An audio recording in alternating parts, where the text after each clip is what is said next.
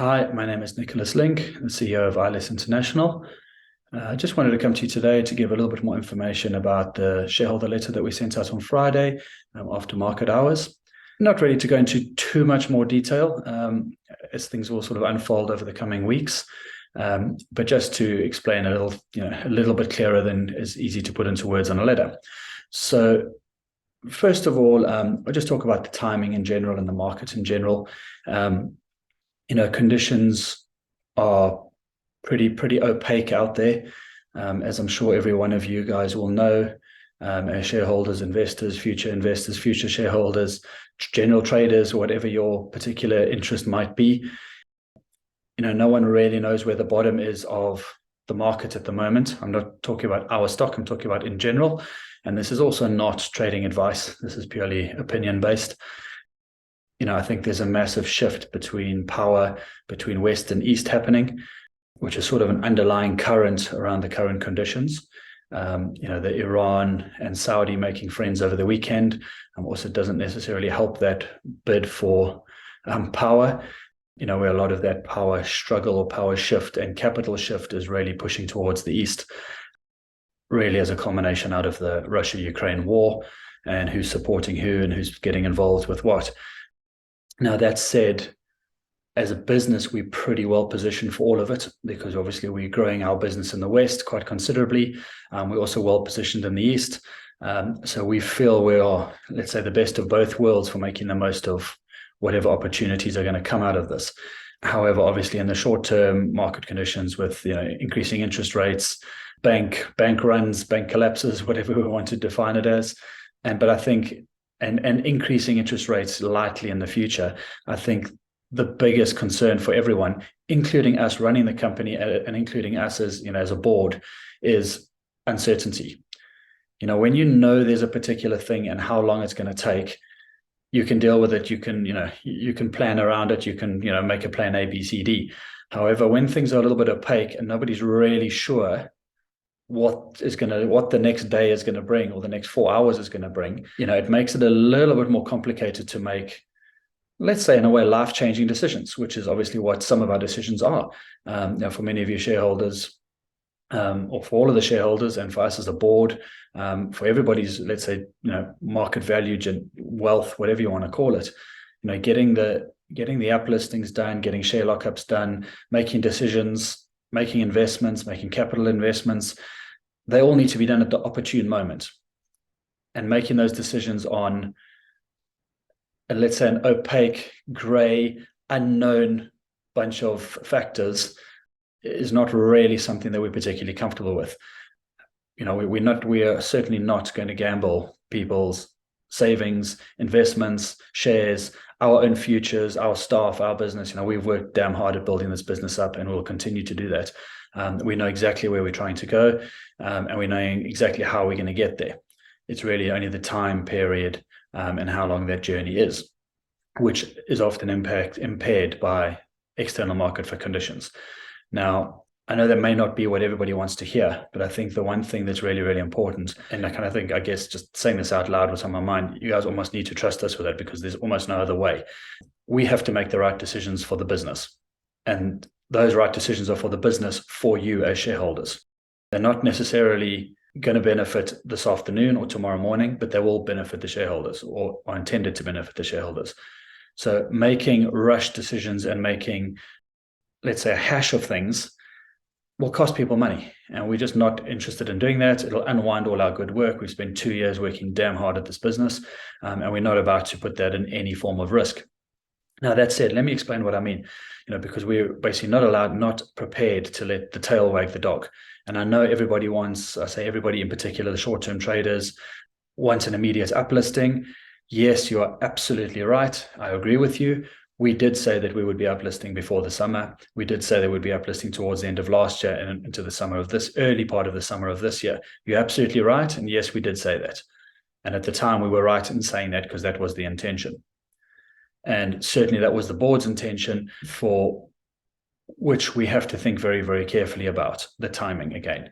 Now, what I mean by that is you might say, cool, next Saturday, we are going to a barbecue at a friend's house.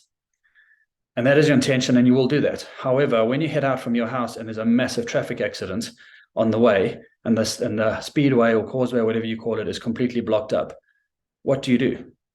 You don't not go to the barbecue. You find another way. The other way might be a bit longer. You might have to go ask about fast, roundy corners to get there, and it might take you a little bit longer. But you're not going to not go to the barbecue because there was an accident. But you're also not going directly on the same course. So where you've said you would be there at 5, you might arrive at 5:30 or 6, but you're still going to get there because that's your intention. And that is no different than what we are trying to do. What I'm trying to just give you a simple explanation for people to say. We are not uplisting. We are 100% uplisting. ILUS will uplist. But it's all about the timing. So right now we are literally coming out with intention, everything packed. We've got in the car and we've seen a massive accident ahead of us.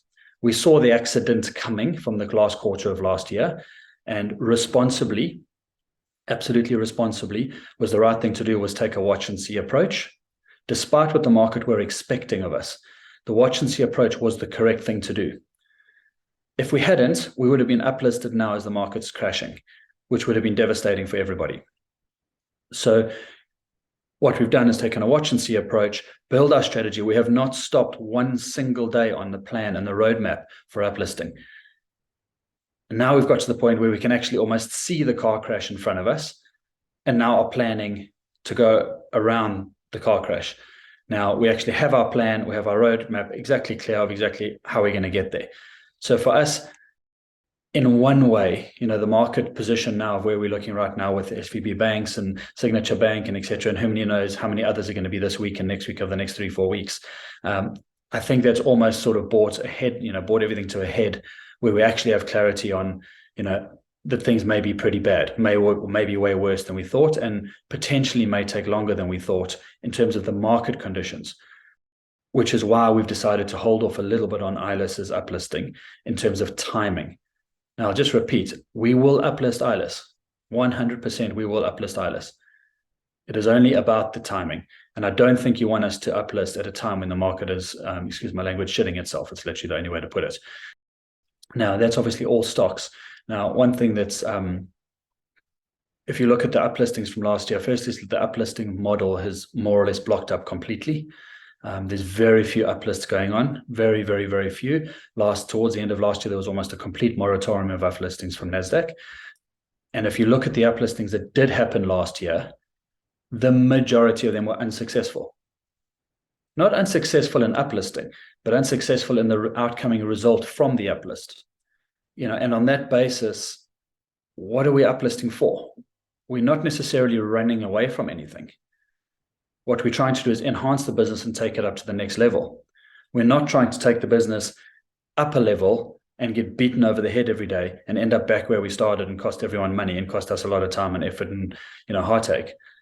Those uplists were unsuccessful for a number of reasons. And, we've learned by watching and very carefully observing what those companies did.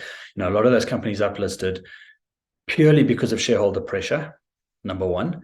Shareholders were just like us, where we said we would do it. They said they would do it, and they drove and they drove and they did it. And now the shareholders hate them.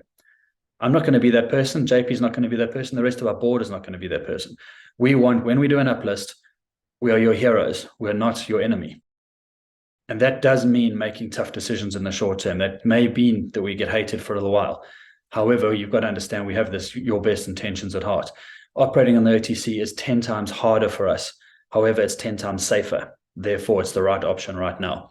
Right now, it's all about safety. It's about consolidation, continuity, sustainability, which we don't believe right now, while the market is turbulent, that ILUS could bring in the big boards. Second reason a lot of those companies failed is they believe they could operate on an OTC mindset on a big board. It doesn't work like that. And the big boards don't necessarily work as much on hype as they do on the OTC. Word spreads around the OTC that something might be happening. Everybody goes nuts. The share price goes up 10%, 20%, whatever. Nasdaq doesn't necessarily work like that, because a lot of the buyers, the volume buyers, are institutions. They work on a whole different set of parameters. They do much more financial modeling, much more analysis. They have research analysis. They're looking at buy and sell reports. They're doing things in a whole different way. So relying on, general hype, let's say in the OTC market, is not going to work on Nasdaq. And unfortunately, a lot of those companies went up and found out the hard way that actually they just weren't appealing businesses to the institutions who weren't going to buy their stock because just not interested. It's just they're just not fundamentally strong enough businesses to really generate cash flow. So, that being said, that's also important for us and we said this going back maybe a year or longer ago, when we uplist, we need to be, a strong business with decent revenue, strong profitability, strong management team. It needs to be, we need to be in good enough condition, because if we go up to a big pond and we're a small fish, we're going to get eaten alive, which is what happens to the majority of those companies. And there's also a bunch of other reasons. A lot of them on the way that they uplisted also potentially had tons of warrants, had tons of, toxic stuff in there, which obviously, as we found out from our experience on ILUS when we acquired that entity, it hurts a lot and it's very hard to get back from that. Once we had, the flush out of old toxic guys after we took over. Now, if you do that on a Nasdaq level, it's a whole different story. It's really hard to recover. So on that basis, I'm pretty comfortable where we are. I know you're disappointed that we're not uplisting right this very minute. I'm disappointed. I know JP in particular is even more disappointed. We've worked very hard for this right now. However, we haven't worked right now really hard to fail. We've worked hard to succeed, and that we will do. And we will bring this uplist at the right opportune moment. Now, following on to that, as per the letter, it is absolutely the right time to uplist QIND. Now, we know, it's still going to be tough. It's still going to be a very heavy lift. However, as I think I said in the letter, we've been working for this basically non-stop since the deal started a year ago, the QIND deal. So, we were very well geared to it. It's got strong revenues. And why is it the right strategy? So let me try and explain that in a bit more detail. So the first thing is, we believe having delivered one successful ILUS with QIND will add a lot of credibility to the ILUS uplist. In terms of the board, the management, the shareholders, everybody will go, okay, these guys have done it once, they know what they're doing. As opposed to lifting up our core mother house without any credibility. So that's important. The second thing is the QIND valuation is obviously quite substantially large, and that's not feeding through on the ILUS balance sheet right now. However, we believe after an uplist, that will filter through to the ILUS balance sheet. It almost has to, because it's now got a Nasdaq valuation. The stock is now trading on not necessarily a Nasdaq, but let's say a major board. When it's trading on a major board, it's got a real valuation. The stock is trading. There's institutions behind it. It has a much more appeal. Therefore, the ILUS, the effect on the ILUS valuation and ILUS market cap should theoretically be there. And then with the credibility of the shareholders knowing that an uplist, we know how an uplist goes, and then obviously we've got other assets which will be spun out and uplisted too. So we believe that that's a real strong influencing factor for the ILUS uplist later. And when we say later, we're not saying never, never. We're still very much ambitiously hoping that it's this year. But we are monitoring the situation on a day-by-day basis. This week is obviously going to be a telltale. What happens in the next 24, 48, 72 hours? Well, I think maybe decide what the outlook of the summer may look like, but let's see. And then one of the other reasons is the actual business. The QIND business is phenomenally strong. It has a very, very heavy order book. It's very busy. It's got a lot of stuff coming in. It's bidding on hundreds of millions of dollars of quotations and tenders, which a lot of them look very, very hopeful. It's one of the few companies in that particular market segment that can deliver, has delivered, and it's got the proven track record. So we're confident that the revenues will, increase. I want to use the same word again, astronomically, which obviously at a Nasdaq level really gets appreciated. When your revenues and business get stronger at Nasdaq, the nature of the investors is different, and you therefore get a slightly better upturn, should we say, or uptake in the share price. However, at an OTC, it appears that it just goes completely on deaf ears if there's no hype. It's not really. OTC doesn't typically run too much on fundamentals, as we know. However, Nasdaq and New York and whatever do. Therefore, we believe growing that business on a big board will have a dramatic effect too. And off the back of the current order book, we would anticipate that would happen. But also, if you refer back to the beginning of this podcast, we're talking about the shift between West and East. So although we're going inevitably into a recession, typically what happens in a recession is oil price drops because demand drops, because industrial and manufacturing and cars and everything sort of just reduces. However, in this particular instance, we've almost got a double-edged sword, because although we're facing a recession, we've also got these macroeconomics, geopolitical challenges going on with an oil war between the West and the East again. So basically the control of the oil, whether we like it or not, due to current government's policies, the power of the oil is now it's firmly in the east, between Saudi, Iran, Abu Dhabi, Russia. So whether we like it or not, that is the matter of fact. And unfortunately, they have the ability to starve the West of supply, or control the supply, as we found out from OPEC's last meetings and Russia's last announcements on oil. So whether we like it or not, whether America is weaponizing the US dollar, by sanctioning people, inevitably it's not making a difference. Although propaganda tells you it's making a difference, we can see it because we're in the Middle East where this is all going on in front of our nose. It's not particularly making a difference. So all it's really doing is making Europe and the West suffer considerably. And that suffering is likely to get considerably worse, because that pressure is going to starve oil supply, which inevitably is going to push the oil price up. So although demand might be reducing, so is the supply, which doesn't normally necessarily work like that. So, and the East is obviously using that power, or I'm anticipating the East is going to use that power to try and basically return the favor of the weaponizing the dollar. And on that basis, we would expect when oil price goes up and production is strong in the East, that the demand on equipment will grow and continue to grow. And again, we have an order book, and our particular production orders take anything from a year to 3 years to produce these products. So basically, our current order book is not, without it slowing down. Even if we didn't get another order in the next year, we're still strong for the next 2 to 3 years. Therefore, the timing of the uplist is almost outside of the scale of the recession. But what we are very appreciative is that we're going to have to work phenomenally hard on roadshows and with the institutional investors, with the big funds, to get that adoption and buy-in. Now, again, because of where we're located, we think that would be quite attractive and quite well received by the funds who want to sort of maximize on being between West and East, where we were very well positioned. So to maximize on the East power and the East money, but still take it into the West in terms of returns and profits, which is exactly where we lie. So, we're confident and comfortable that our strategy on a QIND uplist timing is pretty good. And we know that will benefit, or we hope that will benefit ILUS and sort of the rest of the group. And also, I think JP may touch on in his presentation, is that QIND is a whole lot more than just an oil company. It manufactures some hydrogen plants. It's actually manufactured the biggest hydrogen plant ever produced, as far as we know, and it's got inquiries for more.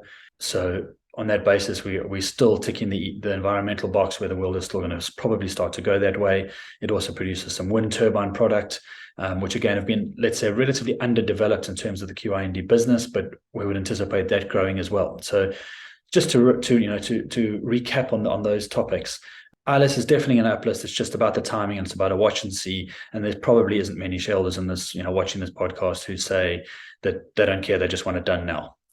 I think almost every shareholder would say we want the best value from it. We want the best value, the best uptake, and the biggest success that we can possibly get. So, and that is what we intend to deliver. And QIND, the timing is now. We believe now is the timing to get the best uptake of an uplist. And while I'm finishing off this topic on this particular thing, because I know it's not an easy topic. Everybody wants the uplist right now. We know that, so do we. But being successful. Now, I'll leave you with one saying. It says that tough times create strong men. Strong men create good times. Good times create weak men. And weak men create tough times. And this is repeated throughout history. And I don't mean men individually, I mean men and women as a whole. And that cycle basically is the cycle that we've been through for the last, however long it's been since the last recession. And we're fortunate enough, and we touched on in the letter, that our board is pretty competent in having been through this times before, where a lot of the management of many companies, when the last recession hit, was still in school, university, or living with their parents. And their exposure on tough times might have been dad's friend lost his job. We didn't go on 2 holidays this year. We weren't eating out as much, but, life was still fine because it was your parents that were navigating through it for a lot of you. Sorry, I don't mean that disrespectfully. However, when the last recession, 2007 to 11, 13 recession hit, I was running 2 businesses. I went through 2 businesses through that recession. Actually, ironically, with a bank physically going bankrupt on me as well at that point. So it doesn't mean I know it, and doesn't mean I know it all, and doesn't mean I'm going to get it all right and have got it right, but it does mean I've got a much better, and JP's got a much better idea of what's coming at us and how to navigate through that safely. And it does require doing things differently, even including of your own guys trading portfolios and your own strategies. If you do the same thing tomorrow as you were doing a year or 2 years ago, I promise you by Christmas, you're going to have no money left. We have to adjust with the times. We have to make strategies and decisions based on what's currently happening. Although you might have a bigger, broader roadmap and a bigger plan, we have to really focus on the minute detail, which is really where we are. So leaving you with that comment. By the way, I didn't mean that sexually, as in strong men create, tough times create strong men. That's men and women. But what I meant by that is, we kind of went through a period of, the last people that went through the recession became pretty tough, pretty exposed, pretty experienced. Then it went into the good times where a lot of other people came into the market and there was just a surplus of money and there was boom times, and there's been a bull run ever since. And it was so easy to make money. Whatever you touch turned to gold. Times were never tough, and that just made seriously good times. A lot of fun. Everybody had a ball. Everybody was going on 2 holidays, buying Ferraris, bigger cars, whatever. Made money today, lost money tomorrow, made it again the next day. But that typically brings tough times, which is now where we're back to. So now it requires that steady hand again. And what I meant by the tough men/women coming out of those times is, it means we have to make tough decisions. It means I've got to, and JP has got to not be scared to stand up here in front of you today and say, guys, I know you want to uplist right now. It's not the right time. You've got to trust us. And we've got to be brave enough to take those arrows and those bullets, because we know we're doing the right thing. We have to be tough. And we all have to be tough. Every single one of you need to be tough over the next month, 3 months, 6 months. Let's hope it's not more than a year. But we have to, because if we're not, a lot of people, companies, and everybody will be out of business and lose a lot of money. So we have to be strategic in our thinking, and that we will do. That I promise you. So I will end on that note, guys, and I will follow on with a little bit of an update on the share lockup. Right, so just to talk a little bit about the share lockup, I'm really not going into much detail about this because there isn't a lot to report back on it right now, other than what we said from the very beginning was, we will do a share lockup, and we intend to do a share lockup when we believe we will get the most enhanced value for the lockup. And we believed, as we said in a couple of meetings and podcasts and whatever last year, shareholder meetings, whatever, that we didn't believe that would be achieved when the share price was moving, up and down, swinging around the show. People may not want to lock up when the price is going up. They may want to be able to sell. They were maybe scared that it was going to go down because they didn't know the plan. They knew there was an uplist, but they didn't know if it was now or Christmas or in 2039. And we felt that people wouldn't necessarily lock up at that point. At that point, we also hadn't become fully reporting. We hadn't done all the stuff we had said we were. There's still a name change pending, but I believe it's imminent. Another word I know you guys love, but it really is. I'm sure you're probably following the filings. It's just a matter of FINRA going through whatever they've got to do through the final bits and pieces. But the point is, we've delivered on everything we said we would, and we will continue to do that. So on that basis, we now believe there's a bit more credibility for people being prepared to lock up. The share price in general, it's not just ours, but across the market, is typically doesn't have a massive, pretty much no share price have a massive upside ahead of them in the next, certainly 1 to 3 months. We would expect us to get, substantially stronger than where we are now. We feel we're very undervalued. Again, this is not investing advice, my personal opinion, and based off our balance sheets and our own businesses, but whatever, we would expect that, we will see some upside. However, the days of something running to 30, 40, 50 cents in a month or two or a day is highly unlikely, pretty much on most stocks, or most proper, credible stocks that are running a business, not hype. So therefore, I think the shareholders are probably, and probably the long-term shareholders are the most likely ones who would lock up. Probably will see that and already have that in their mind, that there's now a much more, let's say, I don't want to say stable, because it's not stable, because obviously the market is very much not stable. However, it's a little bit more predictable that there's not suddenly going to be a 40% increase tomorrow. And hopefully, I'd like to say, touch wood, that there's not going to be a 40% decrease either. So kind of the tram lines are getting a little bit tighter, perhaps in the wrong trajectory, because of macroeconomics. However, we're hoping with our business in the uplist of QIND, that's going to turn around, with a nice upward trajectory, but manageable, sustainable, controllable. So that said, we believe a lockup may work out quite well now, because there's the QIND uplist, and we always said we would do an uplist. We would do a share lockup at the roundabout the time of an uplist, because that would create maximum value. So that time is now coming at us rapidly. extremely rapidly. And we believe shareholders may want to protect their bottom line by locking up, if the incentive on the lockup is done correctly, that we protect bottom line and provide upside. Now, that said, the attorneys are working through it. Now they've been given the very definitive mandate of to do the QIND uplist and how to physically do it. Between the investment bank, our attorneys, and our board, we're now working on a strategy on how to actually deliver not only the uplist, but an ILUS share lockup in conjunction with that to maximize the returns for those investors. So I know there's not a lot of information. That's not explaining exactly how it's going to be done. I know it's probably not a lot more information than we've already said. However, what it does point out is that the clarity of the timing is now there. So now the timing is on us. As I said earlier in the earlier presentation, that we were on a watch and look approach going into quarter 3, 4 last year, because the market macros weren't looking great. They haven't been looking great this quarter, but we now know our clear strategy because of the timing for QIND. Therefore, it allows us to now actually put in a firm, proper plan for it and exactly how that might work. So watch this space. I can't give you an exact definitive timeline. However, I can tell you we're intending QIND certainly in the summer and in the first half of the summer is the intention. And therefore, you could expect the lockup to run more or less parallelly with that. So I'm sorry I haven't got better news, but as I think we said in the letter, we don't necessarily have bad news, which in its own is good news at the current market conditions. And, we thank you for being with us. We thank you for being a shareholder, being a loyal shareholder, and for putting your trust in us. And I can assure you we work day and night, for your best interest and to grow this business. And we will continue to do that. And we very much hope for, a happy future together. And the next shareholder meeting us saying, we executed on that absolutely perfectly. So anyway, thank you very much, and we'll talk soon.